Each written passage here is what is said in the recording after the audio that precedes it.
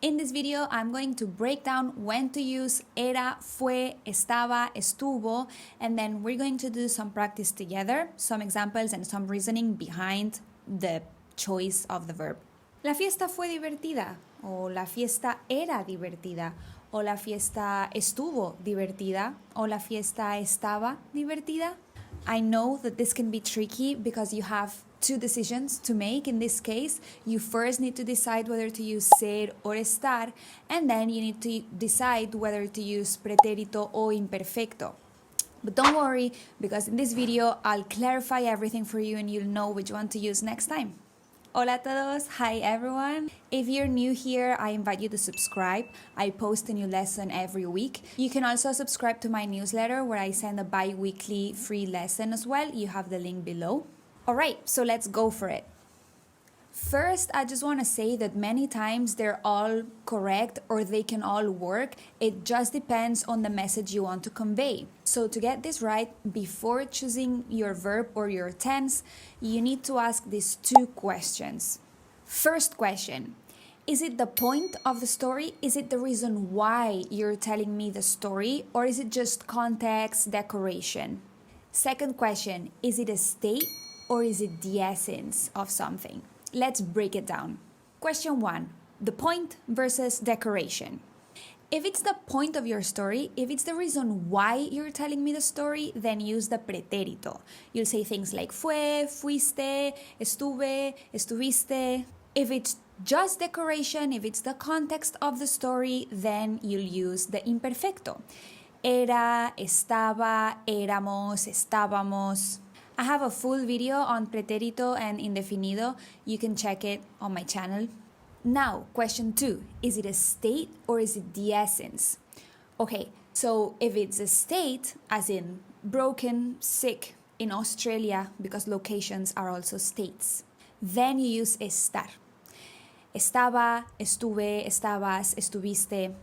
If it's not a state, if it's the essence of the thing, of the person, if it's what makes it what it is, then you'll use ser.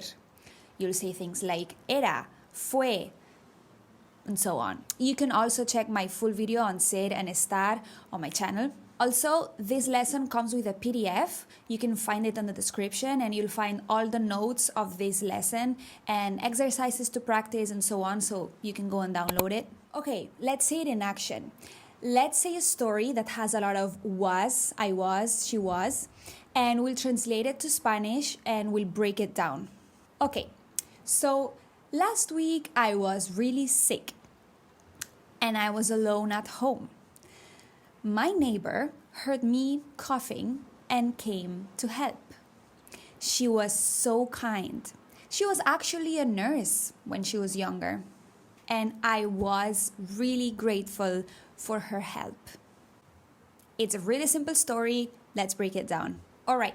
I was sick. Sick. Is that a state? Yeah, it's a state. So it's estar. Is it the point of the story?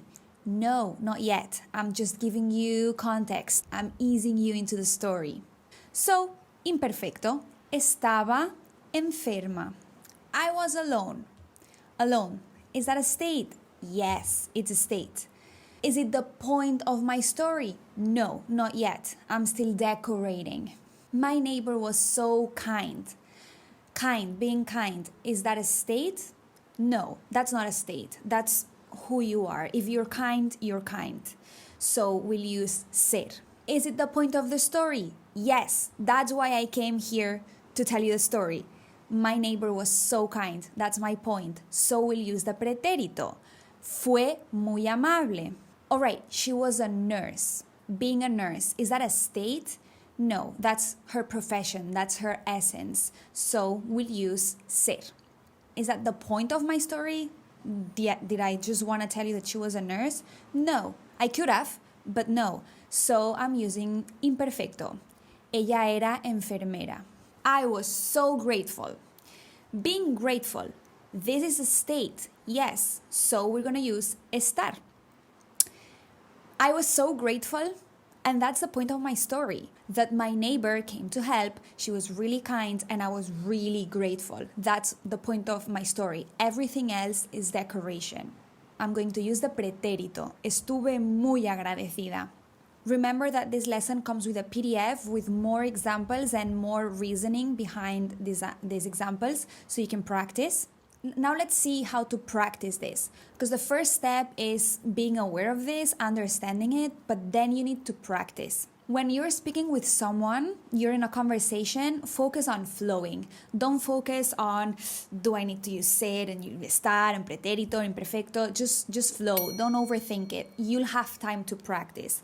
When you're alone, when you want to study, then sit down or go for a walk with your mind and write a story or think of a story.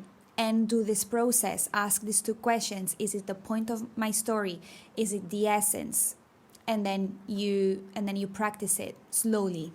You can also read a text and underline with different colors, mark and make notes, and asking, oh, yeah, he used this in this story because this is the point of his story, I see it. Or, this doesn't make sense. Also, when you're looking at a YouTube video or you're hearing someone speak, you can also analyze and be with your ears open and be like, oh, he used estuvo here.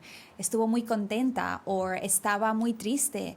And you'll start making sense of it. And with time, with practice, you'll be able to unconsciously say it.